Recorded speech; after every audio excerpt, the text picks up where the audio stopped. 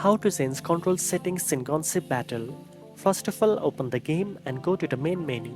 Look for the settings icon usually represented by a gear symbol and tap on it to access the game settings. Next, find the controls type option in the settings menu. The game provides 4 different control types.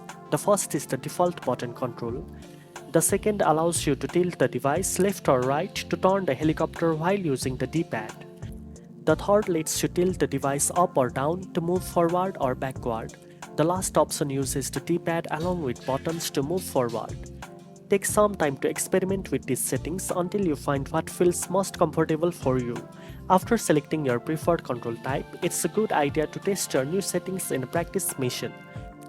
This allows you to see how the changes feel in real gameplay and make any additional tweaks. Now you know how to change control settings in Gunship Battle. If you found this video helpful, don't forget to like, share and subscribe for more gaming tips. Thanks for watching and I'll see you in the next one.